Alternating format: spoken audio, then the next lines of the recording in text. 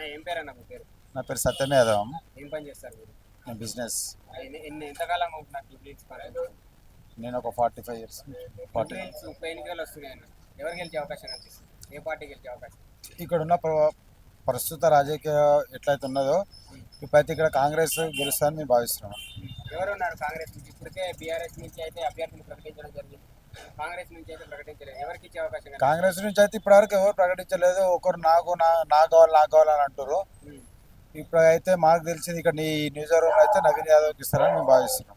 నవీన్ యాదవ్కి ఇస్తారు. ఏంటి నవీన్ యాదవ్ గారు? చాలా మంది ఆ నవీన్ యాదవ్ గారి పేరు చెప్తున్నారు. మరి ఏంటి నవీన్ యాదవ్ ఏంటంటే ఇక్కడ లోకల్ క్యాండిడేట్ కాబట్టి లోకల్ ఇక్కడ ఉన్న ప్రాబ్లం కానీ ఇక్కడ ఉన్న గల్లీలో వాళ్ళ సమస్యలు కానీ ఎక్కడ ఎన్ని బస్తీలు ఉన్నాయి, ఎన్ని గల్లీలు ఉన్నాయి ఏందని ఇక్కడ ఉన్న నాయకునికి తెలుస్తుంది.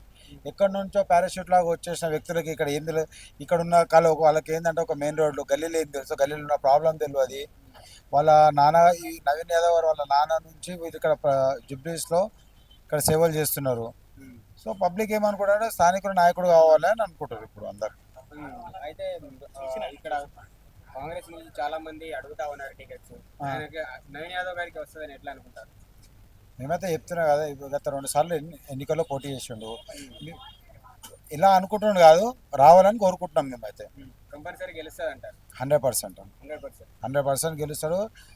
గెలవకపోయినా మళ్ళీ ఇక్కడ కాంగ్రెస్ లేకపోతే వేరే పార్టీలను ప్రభావితం చేయగల శక్తి ఆయనకు ఉన్నది. ఆయనకు గెలుపు ఓటమిలను ప్రభావితం చేయగల శక్తి నవీన్ యాదవ్కి ఉన్నది.